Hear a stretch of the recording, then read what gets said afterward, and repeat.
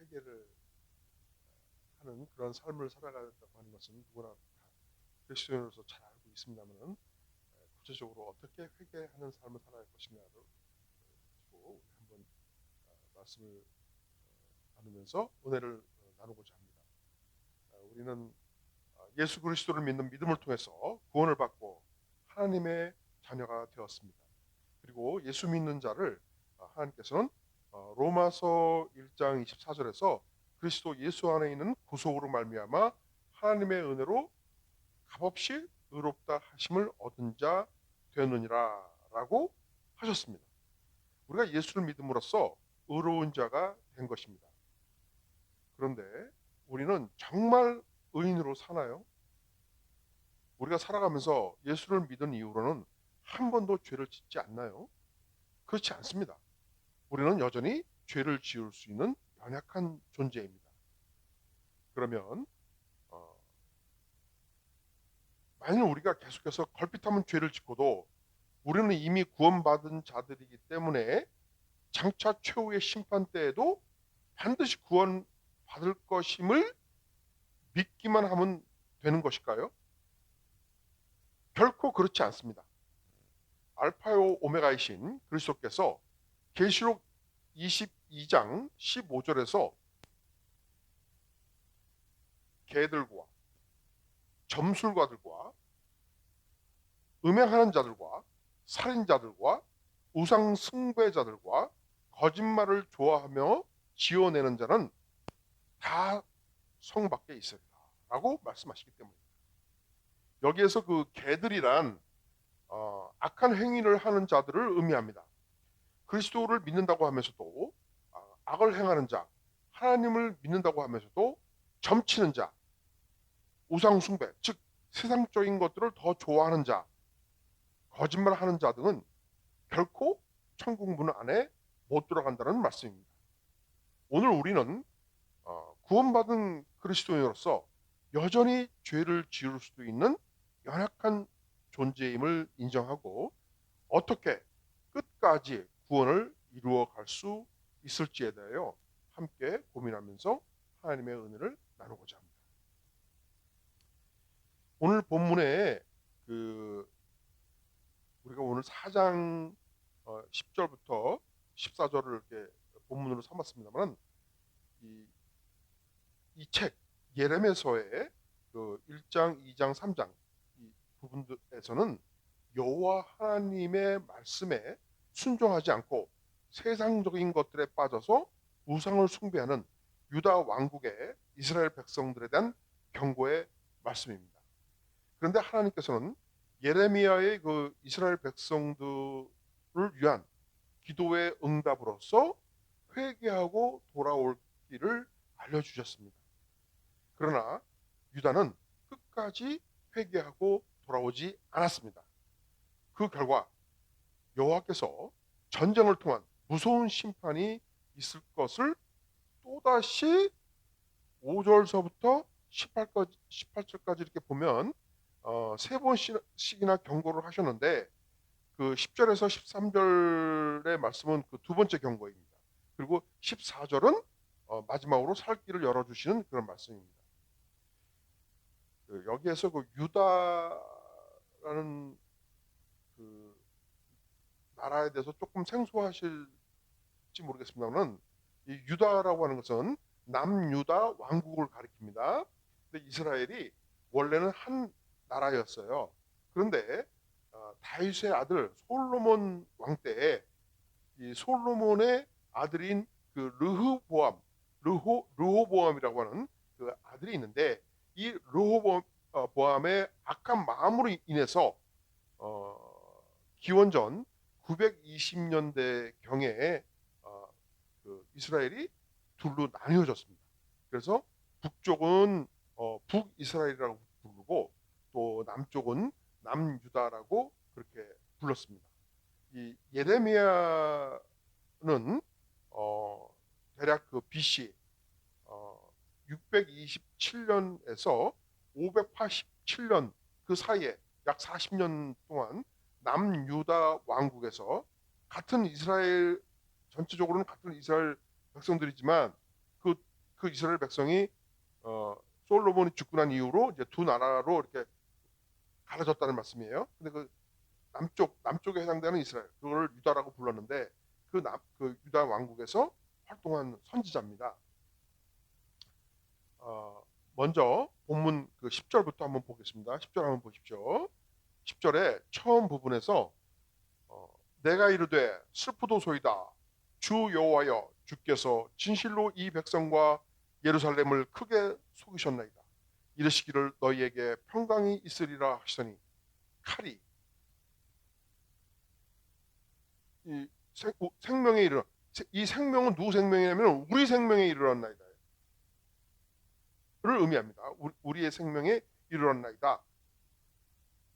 근데 정확한 의미는 지금 이게 예레미야가 그 기도를 하는 것이기 때문에 그들 유다 백성들의 생명에 이르렀나이다. 이렇게 말하는 것입니다. 지금 이 말씀이 좀 해석이 굉장히 어려운 그런 구절이기도 합니다. 잘 우리가 봐야 되는데요. 그 이유는 이 예레미야가 여호와께서, 지금 우리가 방금 읽었는데 여호와께서 큰 거짓말로 백성들을 속이셨다는 거 이렇게 말씀하고 있어요. 예레미야가 그렇게 말하고 있어요. 즉 여호와께서 백성들을 기만했다는 그 의미로서 백성들이 여호와를 원망하는 것처럼 지금 이렇게 기도를 하고 있지 않습니까? 그렇다면 하나님께서 정말 거짓말로 사람들을 기만하기라도 하신 것일까요? 하나님께서는 참 true 진실이심으로 거짓말을 하실 수 없는 존재입니다. 그것은 고린도후서 6장 14절로 16절의 그 말씀에서처럼 의와 불법이 어찌 함께하며 빛과 어둠이 어찌 사귀며 그리스도와 벨리알, 이 벨리알은 우상을 말하는데요. 벨리알이 어찌 조화되며 하나님의 성전과 우상이 어찌 일치가 되리요라는 그 말씀처럼 빛과 어두움이 공존할 수 없는 이치와 같은 것입니다. 또한 그 히브리서 기자는 히브리서 6장 17절과 18절에서 여호와 하나님이 하실 수 없는 두 가지 사실을 이렇게 증거합니다. 17절에 보면 하나님은 약속을 기업으로 받는 자들에게 그 뜻이 변하지 아니함을 충분히 나타내시려고 그 일을 맹세로 보증하셨나니, 18절에서 이는 하나님이 거짓말을 하실 수 없는 이 두 가지 변하지 못할 사실로 말미암아는 무엇으로 인해서라고 하는 의미로 쓰이기도 하고 또는 무엇을 통해서 이렇게 두 가지로 사용이 됩니다. 그래서 못할 사실로 인해서 앞에 있는 소망을 얻으려고 피난처를 찾는 우리에게 큰 안위를 받게 하려 하십니다. 이렇게 말씀하셨는데, 이와 같이 의로우시고 빛 대신 여호와 하나님의 속성상 하나님께서 거짓말을 하시는 것은 불가능한 일입니다.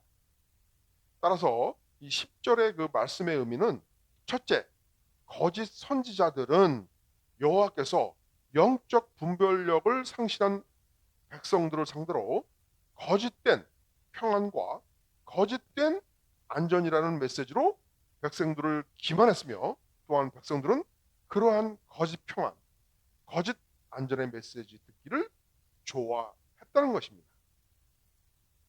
반면에 그들은 이사야나 또는 그 예레미야와 같이 하나님의 말씀을 가감 없이 더하지도 않고 빼지도 않고 그대로 전하는 참 선지자들의 말은 무시하고 핍박하고 심지어는 죽이기까지 하였습니다. 그런데 그러한 사실을 여호와 하나님께서 허용하신 것입니다. 즉 그들의 백성들의 완악함과 그 믿음의 나태함, 그리고 하나님의 백성으로서 하나님의 나라를 세워 나가고자 하는 그러한 그 적극성을 보이기는커녕 오히려 현재에 안주하면서 듣기 좋은 소리나 들으려는 소극적인 그들의 악한 태도를 하나님께서 그대로 내버려 두신다는 것입니다. 그렇게 내버려 두셨다는 것입니다.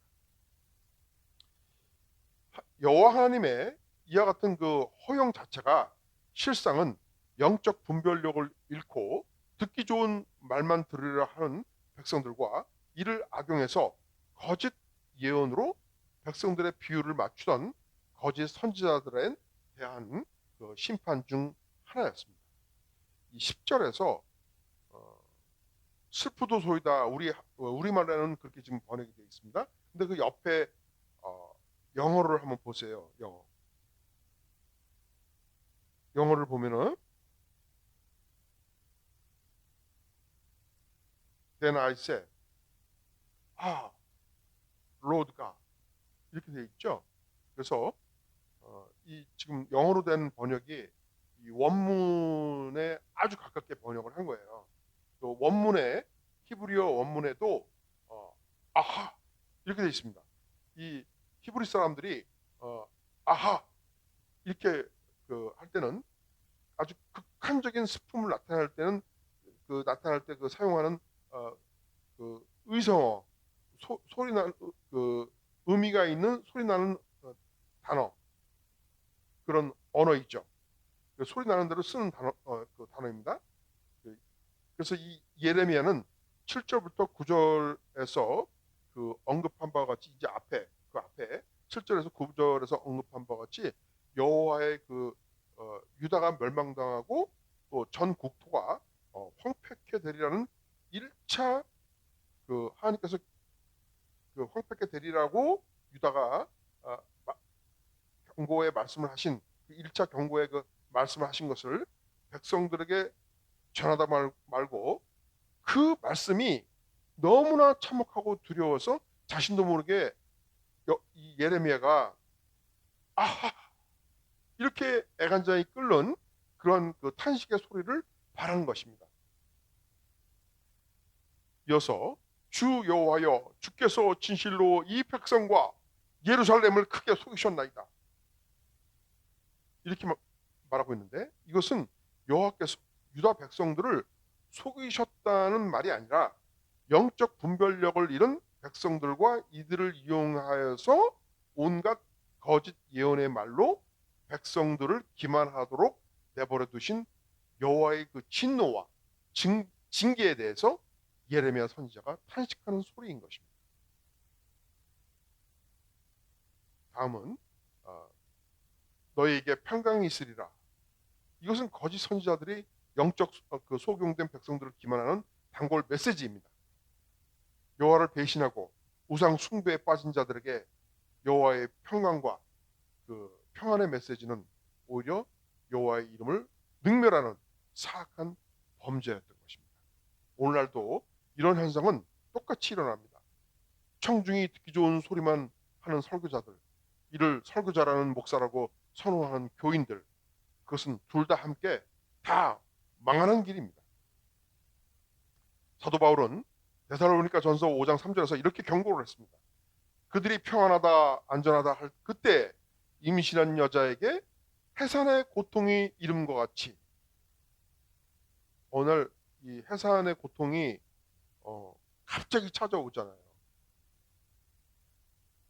멸망이 갑자기 그들에게 이르리니 결코 피하지 못하리라. 다시 말씀드리면 임신한 여인에게 해산의 고통이 갑자기 시작하는 것처럼 마지막 때의 멸망도 순식간에 일어날 것이라는 엄중한 경고의 말씀인 것입니다. 이 10절의 마지막에 칼이 생명이 일어났나이다. 이 칼은 그들 백성들의 생명에 일어났나이다. 칼끝이 나의 목에 내 심장에 닿아 있어서 한번 살짝 힘만 줘도 그대로 즉사할 수밖에 없다고 한번 상상해 보십시오. 예레미야는 지금 나라와 민족을 생각할 때 이 같은 두려움과 슬픔에 사로잡혀서 있는 것입니다. 오늘 이 말씀이 우리에게 주는 교훈이 무엇인가? 말씀 선포를 맡은 자들이 자기가 지금 하나님의 말씀을 전하고 있는가, 아니면 청중이 듣기 좋아하는 인간의 생각과 사상을 전하고 있는가에 대해서 깊이 생각하라는 것입니다. 뿐만 아니라 설령 전하는 자가 구구절절히 옳은 말씀을 전하고 있다 할지라도 자기의 그 말씀 전하는 자, 그 자기의 삶과 태도는 전하는 말씀과 달리 이중적인 유선자의 그 삶을 살고 있다면 다음과 같은 말씀들을 깊이 생각해보고 자기가 전하는 말을 조심해야 할 것입니다. 저 자신에 대한 고백입니다. 계시록 20장 10절입니다. 또 그들을 미혹하는 마귀가 불과 유황못에 던져지니 거기는 그 짐승과 거짓 선지자도 있어서 세세토록 밤낮 괴로움을 받으리라. 또한 그 마태복음 7장 15절에서는 이렇게 말씀합니다. 예수 그리스도께서 7장 15절 거짓 선지자들을 삼가라. 양의 옷을 입고 너희에게 나오나 속에는 노락질하는 일이라. 일이라는 것은 울프, 늑대를 말하는 겁니다. 우리 한국말에 그 늑대라는 말도 쓰고 일이라는 말도 씁니다. 또 요한 1서 4장 1절에서는 사도 요한이 이렇게 말씀하고 있습니다. 사랑하는 자들아, 영을 다 믿지 말고 오직 영들이 하나님께 속하였나 분별하라. 많은 거짓 선지자가 세상에 나왔습니다. 라고 말씀하고 있습니다. 이제 우리가 본문의 11절을 보겠습니다. 본문의 11절 보시면 그때 이 백성과 예루살렘에 이를 자 있어서 뜨거운 바람이 광야 헐벗은 산에서 내 딸 백성에게 불어온다 하리라.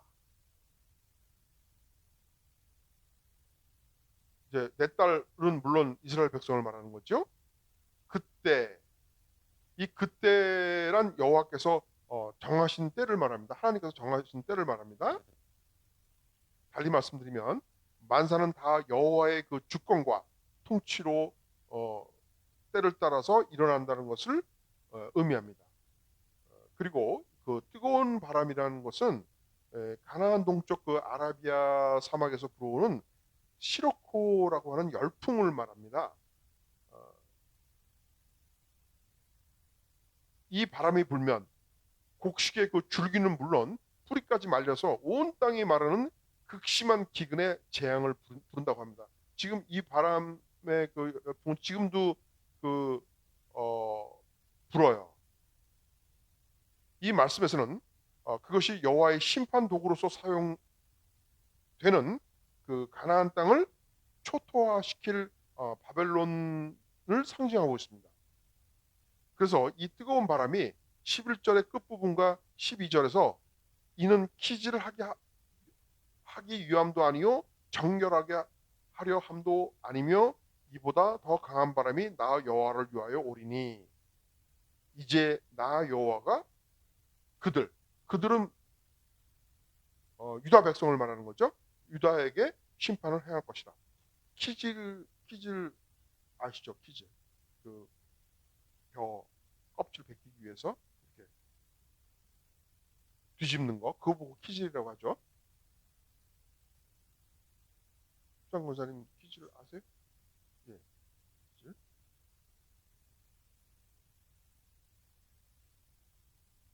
채는 이렇게 동그란 그 망사로 돼 있고 그거는 이제 가느다란 그, 그 곡식들만 따로 이렇게 거르기 위해서 하는 거고, 동그란 나무로 대나무로 동그란 대나무를 이렇게 해놓고 그 밑에 바닥을 이제 그 망사로 돼 있죠. 그걸 보고 채라고 하죠. 이제 어릴 때 시골에서 그 애가 오줌 싸면 이부자라도 오줌 싸면 키라고 그래가지고 이 키를 뒤집어 쓰고 이웃집 가서 소금 얻어갖고 오라고 그러죠.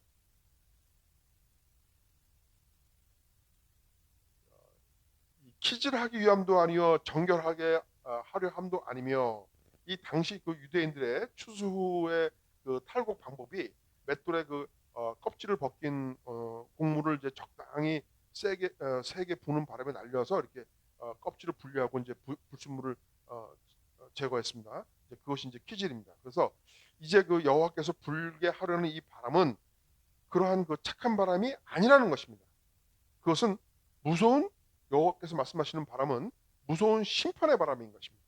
그리고 이보다 더 강한 바람에, 더 강한 바람은 11절에 뜨거운 바람이고, 그 13절에서 묘사되고 있는 바벨론 군대의 그 병거와 말들을 의미합니다. 병거라고 하는 것은 그 군사용 그 마차, 말들이 끄는 그 끌고, 그리고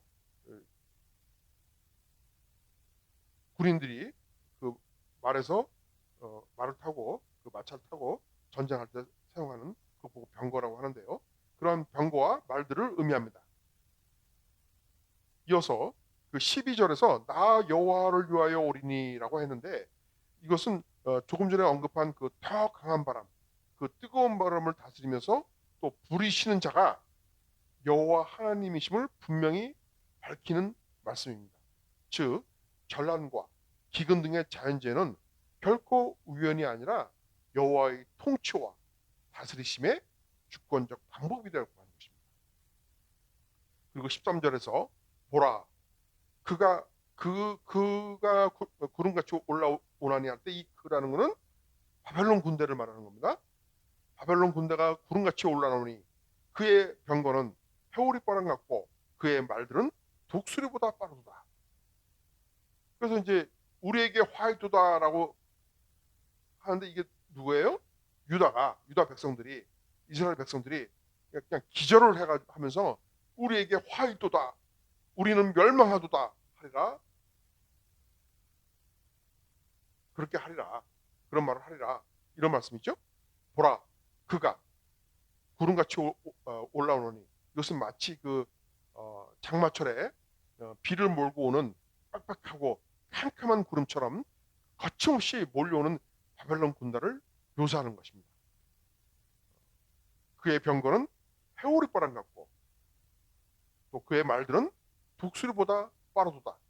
이거 역시 온 세상을 뒤흔들면서 지축을 흔드는 바벨론 군대의 용맹과 유용을 묘사하는 말입니다.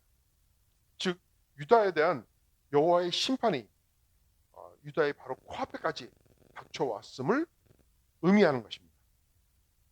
그리고 그 하반부에서 우리에게 화이도다, 우리는 멸망하도다, 선지자들이 그토록 외치던 그 말씀이 현실로 나타날 때, 즉 온 세상을 휩쓸어서 초토화하면서 점점 닥쳐오는 그 바벨론 군대 소식을 듣고 난 후 회개하고 돌이킬 기회를 놓친 유다가 기절초풍하면서 혼돈해서 절망 가운데 외치는 비명 소리인 것입니다.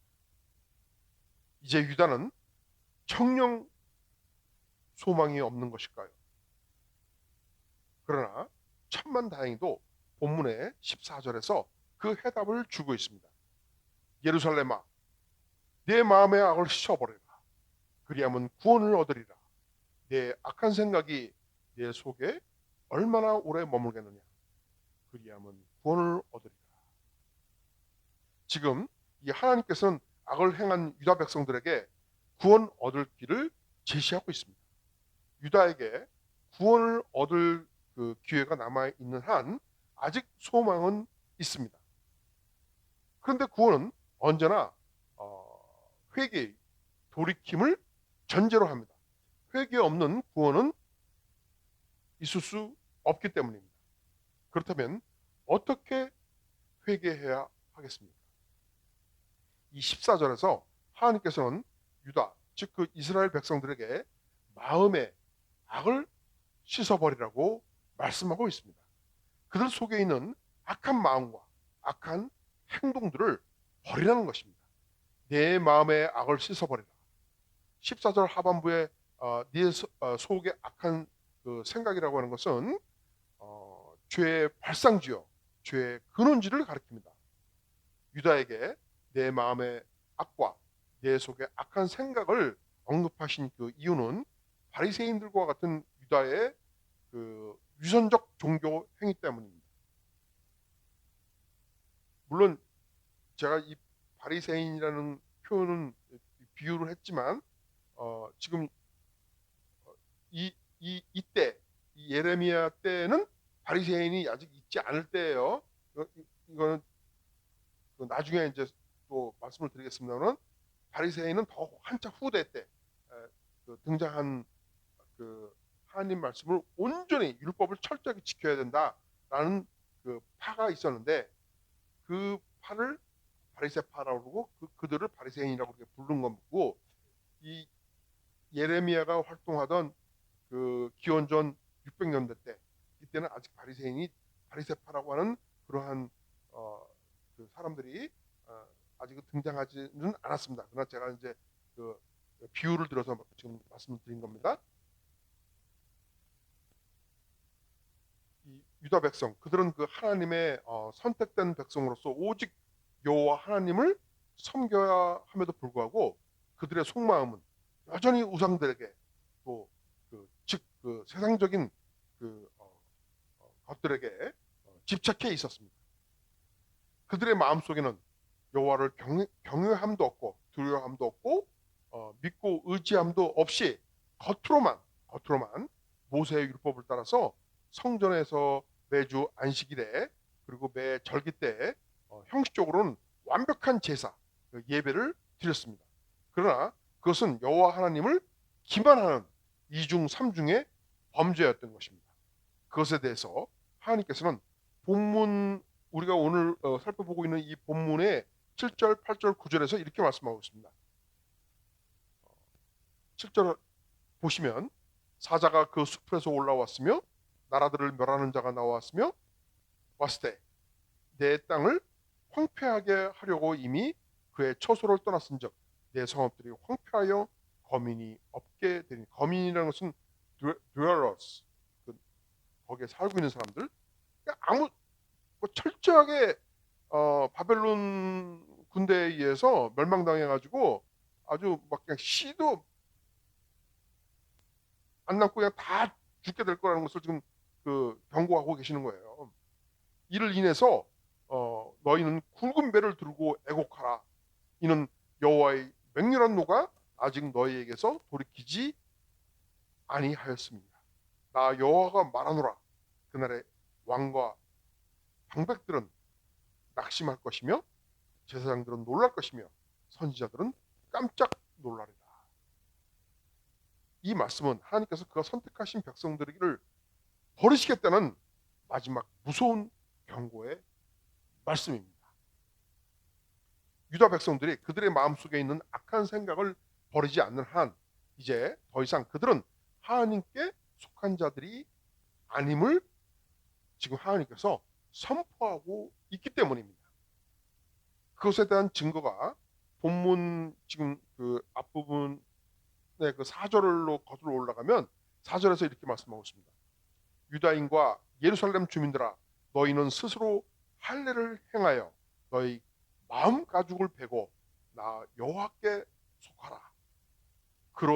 그리하지 아니하면 너희 악행으로 말미암아 나의 분노가 불같이 일어나 사르리니 그것을 끌 자가 없으리라. 이 말씀은 마음 가죽을 베지 않음으로써 여호와께 속하지 않는 자는 하나님의 분노가 불같이 발해서 사라지게 하시겠다는 겁니다. 마음이라고 하는 것은 지성, 의지, 감정 이런 것들을 모두 포함하는 인간의 그 내면적인 삶의 모습 전체를 가리킵니다. 그렇죠? 그러므로 마음이 우상 숭배와 같은 그 세상적인 것들을 추구하는 마음이 남아 있는 한 겉으로 나타날 뿐인 형식적인 할례 의식만으로 지금 우리에게 있어서의 진정한 하나님께 대한 두려움, 하나님께 전적으로 의지하는 삶을 살지 않고 주일날 예배만 드리는 형식적으로 예배만 드리는 그런 사람들과 똑같이 지금 이 구약 시대의 백성들을 하나님께서 지금 책망하고 계시는 겁니다. 이런 할례 의식만으로 여호와 하나님과의 언약 관계인 하나님의 백성이 아니라는 말씀입니다. 그리스도께서도 인간의 죄의 근원이 인간의 외적 행위에 있는 것이 아니라 우리 마음에 있다고 말씀하셨습니다. 그것이 이제 마태복음 15장 18절서부터 20절의 말씀인데요. 예수께서 말씀하시기를 입에서 나오는 것들은 마음에서 나오나니 이것이야말로 사람을 더럽게 하느니라. 마음에서 나오는 것은 악한 생각과 살인과 간음과 음란과 도둑질과 거짓 증언과 비방이니 이런 것들이 사람을 더럽게 하는 것이요 씻지 않은 손으로 먹는 것은 사람을 더럽게 하지 못하느니라. 이 말씀의 원래 이 말씀을 하게 된 동기는 장로들의 그 오랜 그 전통에 의해서 씻지 않는 손으로 음식을 먹는 것은 더럽게 하는 것이다. 사람을 불결한 것이다. 물론 더럽죠. 그거야. 그 씻지 않은 손으로 먹는 게 비위생적이죠. 그러나 그 유대인들의 그 전통과 관습에 의해서 그들의 생각에는 그것이 자기들의 그 영혼마저도 마음마저도 다 더럽게 하는 것이다. 불결한 그런 영혼을 갖고 있다라는 식의 그런 그 문화 의식이 있었어요. 그것을 예수께서 책망을 하신 겁니다.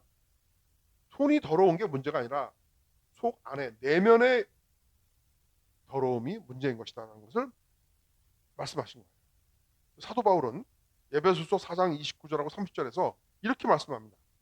무릇 더러운 말은 너희 입 밖에도 내지 말고 오직 덕을 세우는데 소용되는 대로 선한 말을 하여 듣는 자들에게 은혜를 끼치게 하라. 제가 지금 이 말씀에 아주 제일 찔리는 그런 말씀입니다. 하나님의 성령을 근심하게 하지 말라. 그 안에서 너희가 구원의 날까지 인치심을 바랍니다. 이와 같이 그 성경은 하나님의 백성들로 하여금 말과 행동으로 드러나는 그 마음의 악으로부터 돌이켜 회개할 것을 말씀하고 있습니다. 그러나 끝내 회개하지 않고 마음의 악을 버리지 않는 자에 대하여 그리스도께서는 마태복음 25장 30절에서 이렇게 말씀하십니다. 이 무익한 종을 바깥 어두운 데로 내쫓으라. 거기서 슬피 울며 이를 갈리라 하니라고 말씀하셨습니다.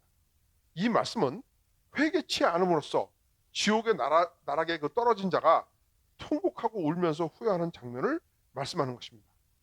그때 가서 아무리 후회한들 무슨 소용이 있겠습니까? 그러므로 하나님께서 회개의 기회를 주셨을 때 우리는 즉각적으로 회개하여 마음의 악을 버림으로써 죄의 용서를 통해 구원을 얻어야 합니다.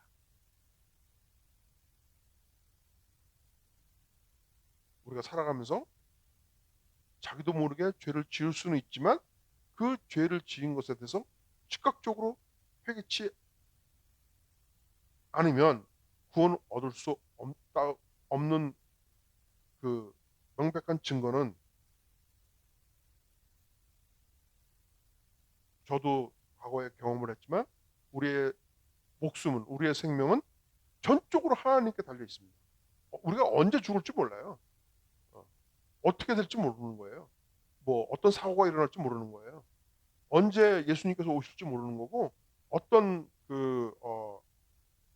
뭐 여러 가지 자연재해 또 교통사고 뭐 많은 그런 뜻하지 않은 그런 일로 우리가 갑자기 죽음을 맞이할 수도 있는 겁니다. 근데 만약에 회개하지 않고 죽음을 맞이했다고 해봐요. 어떻게 되겠나. 그러니까 우리는 늘 자기 자신을 돌아보고 회개하는 그런 삶을 살아야 된다고 믿습니다. 오늘 본문도 유다 백성들의 악행에도 불구하고 여호와 하나님은 여전히 유다에게 그의 팔을 벌리시며 아직도 유다에게 소망이 있음을 말씀하시고 있습니다. 예루살렘아 내 마음의 악을 씻어버리라. 그리하면 구원을 얻으리라. 하나님께서는 우리가 예수 그리스도를 믿음으로 받아들인 것에 대해서 은혜로 인하여 구원해 주셨습니다. 그리고 전에는 죄인이었던 우리를 그리스도를 믿음으로써 의인이 되었다고 불러주셨습니다. 이것을 우리가 조금 어려운 말로 이신칭의라고 합니다.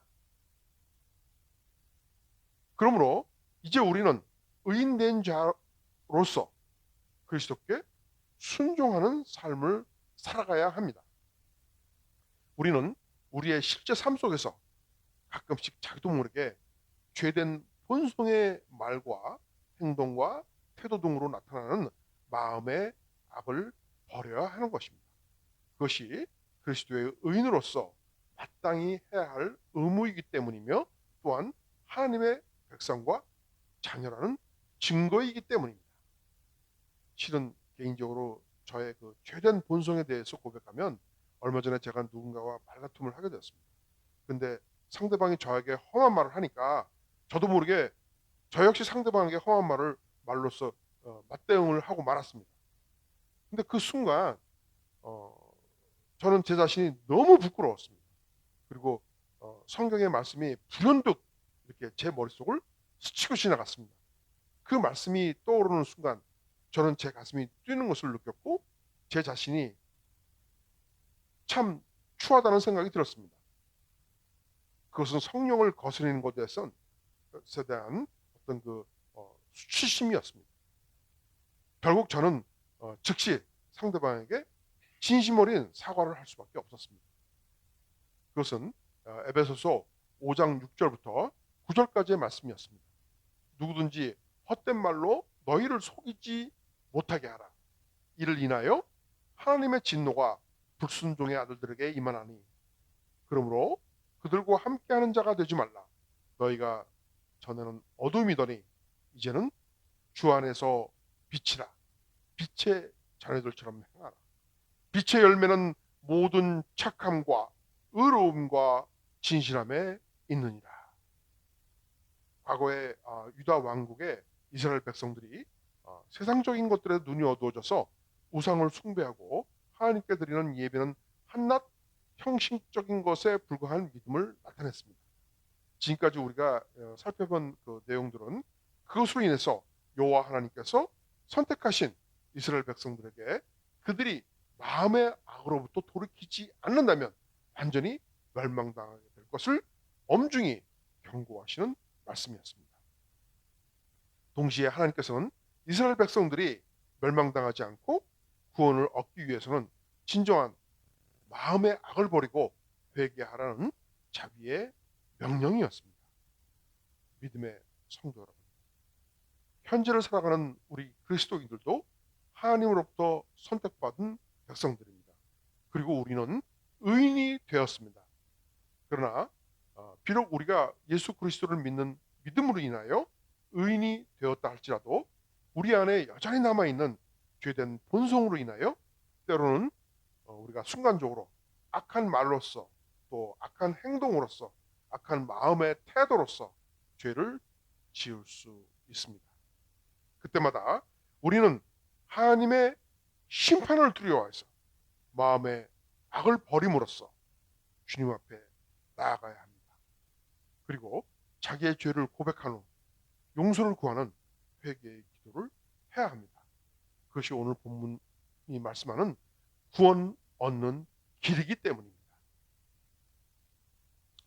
우리가 예수 그리스도의 피를 우리의 마음에 뿌림을 받아 죄된 믿음의 회개를 한 후 죄의 사함을 받은 자로서 참 마음과 온전한 믿음으로 영원한 생명을 위한 구원을 얻는 여러분과 제가 되기를 주님의 이름으로 축원합니다.